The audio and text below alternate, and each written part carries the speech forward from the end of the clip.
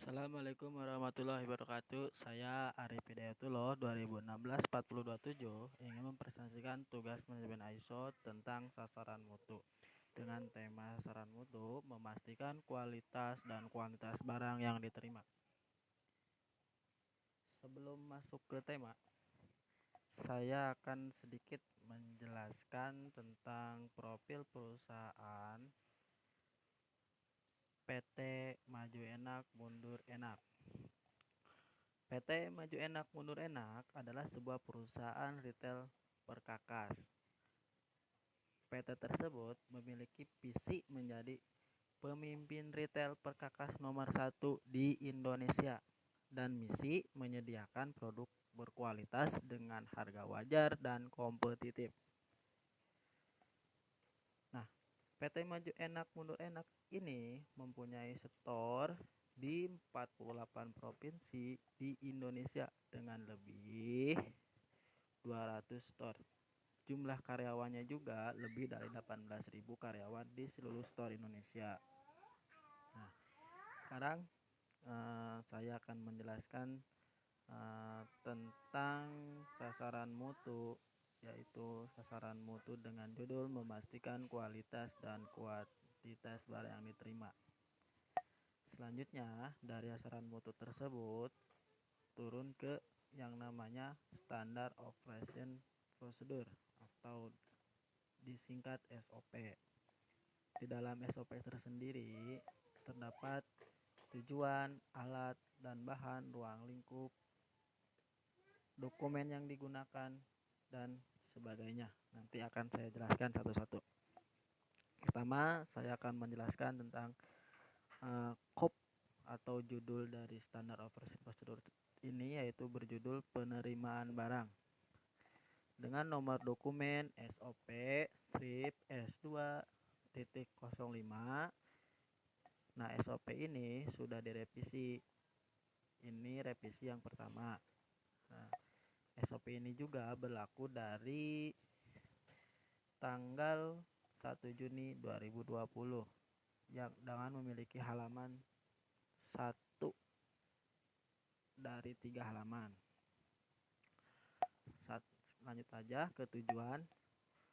Tujuan dibuatnya SOP ini yaitu untuk memastikan barang yang diterima sesuai dengan pesanan, sesuai standar, dan tidak ada kerugian di kedua belah pihak, baik supplier, vendor maupun customer sesuai waktu dan ketentuan yang sudah disepakati.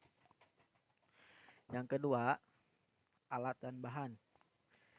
Alat dan bahan yang digunakan, yang pertama RF atau radio frekuensi, yang kedua alat tulis. Selanjutnya ruang lingkup. Ruang lingkup SOP ini ada di inbound dan SQ atau security. Selanjutnya dokumen yang digunakan yaitu pertama surat jalan dan ITS. ITS itu adalah inbound title sheet. Selanjutnya ke prosedur pelaksanaan. Barang yang diterima perlu dilakukan pemeriksaan oleh DC inbound sesuai langkah berikut. Pertama, lakukan pemeriksaan dilakukan terhadap kualitas packaging maupun fisik barang maupun kuantitas. Dari segi kualitas, pastikan bahwa packaging maupun fisik barang dalam kondisi baik, tidak cacat, tidak pecah, tidak bocor, tidak penyok, tidak kusam, dan lain-lain, terutama untuk barang dalam bentuk cairan. Apabila terdapat kerusakan, robek atau basah, maka packaging tersebut harus dibuka untuk pengecekan lebih lanjut dan lakukan foto untuk bukti. Selanjutnya, barang belum kadaluarsa, cek expired. Pastikan ya barang tersebut tidak mencapai batas kadaluarsanya. Ketiga, identitas barang sudah benar, ukuran maupun warna. Selanjutnya, dari segi kualitas, pastikan jumlah yang diterima atau diresip sesuai dengan jumlah yang tertera pada dokumen pengiriman. Terus, standar pengecekan barang dilakukan dengan cara 1. Random check khusus untuk barang import sesuai dengan tentuan sebagai berikut. 5% dari quantity receipt Apabila pada saat random check 5% dari quantity receipt terdapat barang rusak dengan kuantiti lebih dari 10%, maka random check ditambah lagi menjadi 10% dari quantity receipt. Total 15% dari quantity receipt. Apabila pada saat random check 10% dari quantity receipt ada barang rusak lagi, maka lakukan cek 100% dari quantity receipt. Contoh, barang di receipt 1000 piece, dilakukan random check 5% sebanyak 50 piece. Pada saat random check terdapat barang rusak lebih dari 5 piece, maka random check ditambah menjadi 10% sebanyak 100 piece lagi. Apabila di antara 100 piece tersebut ada barang rusak lagi, maka dilakukan cek 100%. 1000 piece semuanya dicek.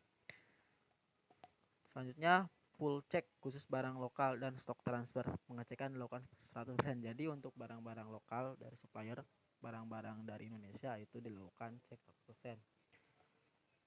Selanjutnya apabila kerusakan fisik barang sudah terlihat pada saat masih dalam kontainer, maka foto terlebih pengecekan terlebih dahulu. Pengecekan kualitas barang dipisahkan antara barang fragile dan barang lainnya. Apabila terdapat barang tidak sesuai atau terjadi penyimpangan, maka dipisahkan barang tersebut dan lakukan langkah-langkah sesuai dengan WI atau Work Intrusion, laporan penyimpangan penerimaan barang LPPB, atau melaporkan ke Departemen Purchasing Import HO dengan melampirkan bukti. Selanjutnya, jika ada barang yang memang ada SNI Standar Nasional Indonesia, pastikan barang yang diterima sudah terdapat label atau emboss SNI. Nah, itu poin-poin yang ada di SOP sendiri. Nah, selain poin-poin tersebut, SOP itu harus ada yang namanya pengesahan. Nah, di bawah ini ada namanya pengesahan. Pertama, SOP ini dibuat oleh siapa, disetujui oleh siapa, terus diketahui oleh siapa. Nanti di sini ada nama jelas sama tanda tangan. Selanjutnya di dalam SOP tadi terdapat POM. Nah, ini contoh POM saat penerimaan barang. Di sini ada nomor PO, kode barang, nama barang, kuantiti PO, terus kalau emang ada rusak ditulis di situ total rusaknya ataupun ada kurang, lebih, terus terakhir di kuantiti terima. Nah, jika ada kerusakan maka di keterangan ditulis contoh barang datang rusak kemasan 1 piece. Nah, tadi di kolom rusak ditulis 1 piece dan kurang 1 piece karena tadi di kolom kurang ada kekurangan 1 piece. Demikian penjelasan tentang sasaran mutu pada kesempatan kali ini.